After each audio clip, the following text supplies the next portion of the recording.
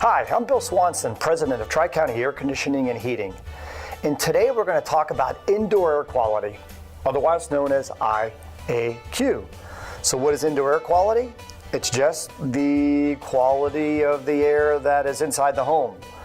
And what is the quality of the air inside the home versus outside of the home?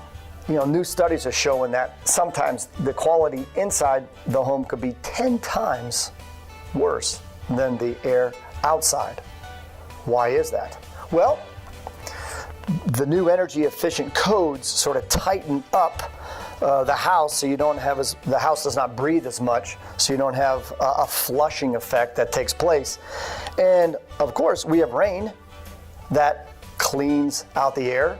We also have the sun that produces UV lights that is a cleaning effect. So sort of outside it sort of cleans things up. But of course outside you have trees that create pollen and so forth. So some folks are saying, hey, when I go outside I just hack all the time. Well, probably allergic to pollens and the things outside. But this is going to be a 1,000-foot view of indoor air quality. We're going to go into each one of these sources in detail. But let's look at the three sources of poor indoor air quality. Number one, particles. Now, what about particles? Well, there are hundreds of thousands of particles in the air.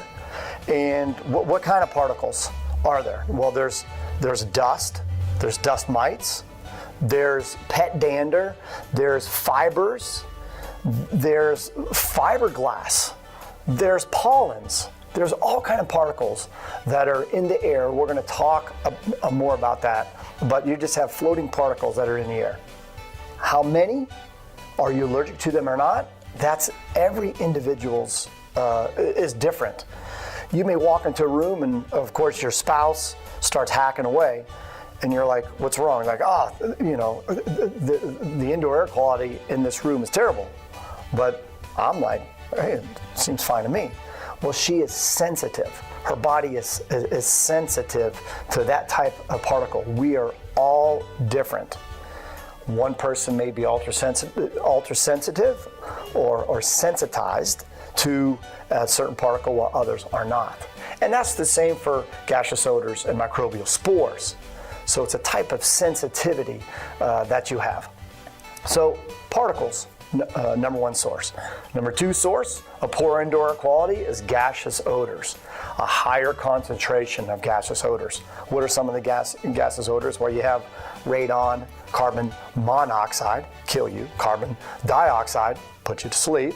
Volatile organic compounds, VOCs, you know, sort of like formaldehyde. You know, you walk in a new home and it's like, ooh, whoa, what are all these smells? Well, those are just the volatile organic compounds that are coming out of all those new products.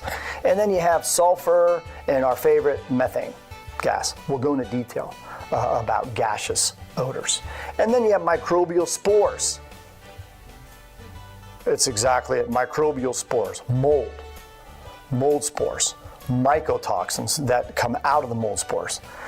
This stuff is not good and it could kill you. But we're going to talk more in detail about each one of those three. But you need to remember there's three sources of poor indoor quality: particles, gaseous odors, and microbial spores. And if you can control those three, you'll have a wonderful indoor living environment, and it can happen. Thank you. No matter what the weather, Tri-County makes it better.